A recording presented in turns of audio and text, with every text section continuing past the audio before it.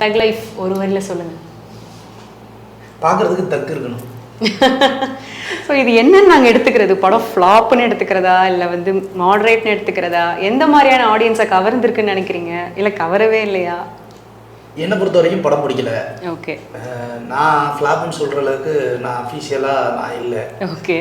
As a கிரிட்டிக்காக, as a Kamal sir ஃபேனாக படம் பிடிக்கல, அதை நான் சொல்ல முடியும். இது டிப்பிக்கலாக யாரோட கதைன்னு நினைக்கிறீங்க, இல்லை யாரோட கதையுமே இல்லைன்னு நினைக்கிறீங்களா? ஏன்னா மணி சருக்குன்னு ஒரு டச் இருக்குது, கமல் சருக்குன்னு ஒரு டச் இருக்குது. சிம்பு வந்துட்டு ஒரு பெரிய அளவில் டச் உருவாக்கலைனாலும் இதில் அவரும் ஒரு மெயின் பார்ட்டாக இருக்கிறார். ஸோ அப்படி இருக்கும்போது இவங்க 3 பேரில் யாரோட படம்னு என்னால் சொல்ல முடியல அப்படின்ற ஒரு மனநிலையா, இல்லை எப்படி? நடிகன் படம் பார்த்துருக்கீங்களா? அதில் ஒரு ஃபேமஸான ஒரு காமெடி இருக்கும். கவுண்டமணி உட்காந்து சத்யராஜ் சாப்பாடு முட்டை எல்லாமே வச்சுருப்பார். ஒரு பக்கம் பிரியாணி இது எல்லாமே வச்சுட்டு, அப்போது இந்த பிரியாணி எடுத்து வாயில் வைக்கும்போது இனியா பிரியாணி பிடிக்குது அப்படின்னு கேட்கும்போது, ஐயோ அது பிடிச்சாதமையா பாவிகளா, பிடிச்சாதத்தில் முட்டையை வச்சுட்டு பிரியாணி ஏமாத்திட்டீங்கடா அப்படிங்கிற மாதிரி தான் இந்த தக் லைஃப் படம். நமக்கு டீச்சரை கட் பண்ணும்போது டீச்சரை ஆஹா ஓஹோ பயங்கரமாக இருக்குது, பயங்கர ஸ்பீடாக இருக்குது படம் அப்படின்னு நினச்சோம்ல. இதில் எவ்வளோ முயல் வேகத்தில் டீச்சர் போச்சோ நத்த வேகத்தில் படம் போகுது.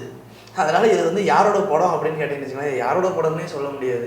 மேபி இதுக்கு நம்ம வேணால் அக்யூஸ் நம்பர் 1 அக்யூஸ் நம்பர் 2ன்னு வேணால் கேட்டகரைஸ் பண்ணிக்கலாம். அக்யூஸ் நம்பர் 1 கமல் சாருடைய கதை, அமர்ஹே படம், அப்புறம் தலைவன் நினைக்கிறார் அந்த கான்செப்டை ஃபுல் ஸ்கிரிப்ட் கொடுத்து இதை வந்து மணி சார் மாற்றினதாக சொல்லியிருக்காங்க இல்லையா.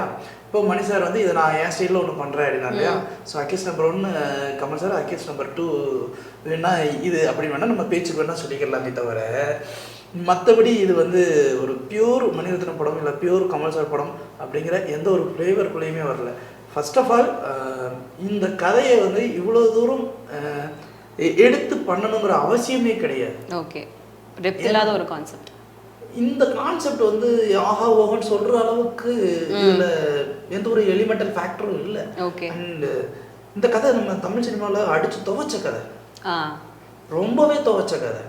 உங்களுக்கு இதுக்கப்புறம் இதுதான் நடக்க போகுது அப்படிங்கிறது உங்களுக்கு முன்னாடியே தெரிஞ்ச கதை. அந்த கதையை நீங்கள் என்ன சுவாரஸ்யம் எடுக்க போகிறீங்க?